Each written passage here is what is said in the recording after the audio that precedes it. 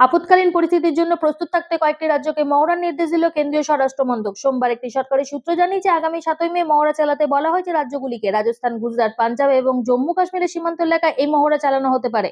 কেন্দ্রীয় স্বরাষ্ট্র মন্ত্রকের নির্দেশিকায় বলা হয়েছে, সব মিলিয়ে দেশের 244টি জেলা এই মহড়া চলবে। মহড়া চলবে গ্রামীণ এলাকাতেও। বিভিন্ন সরকারি সূত্রে দাবি, জঙ্গি দমনের প্রত্যাঘাতের প্রস্তুতি হিসাবেই প্রতিরক্ষা বৈঠক করছেন প্রধানমন্ত্রী। ঘটনাচক্রে তারপরেই কয়েকটি রাজ্যকে মহড়ার নির্দেশ দিল অমিত শাহের মন্ত্রক।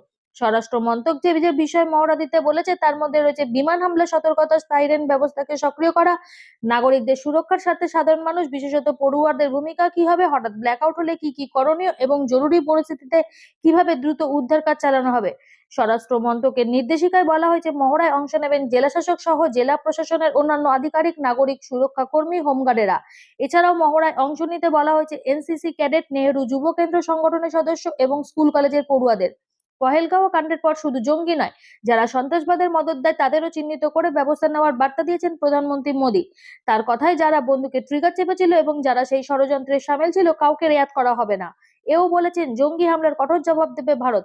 তার বিশ্বাস, পহেলগাঁওর ঘটনা দেখে প্রত্যেক ভারতীয় রক্ত ফুটছে। পহেলগাঁওয়ের সন্ত্রাসবাদী হামলা জবাব কড়াভাবেই দেওয়া হবে বলে আশ্বস্ত করছেন প্রতিরক্ষা মন্ত্রী রাজনাথ সিংহ। তিনি বলেন, প্রতিরক্ষা মন্ত্রী হিসেবে আমার দায়িত্ব হলো সেনার সঙ্গে মিলে সীমান্তকে সুরক্ষিত রাখা এবং যারা আমাদের দেশে হামলা করার সাহস দেখায় তাদের যোগ্য জবাব দেওয়া। ব্যুরো রিপোর্ট, আমার বাংলা নিউজ।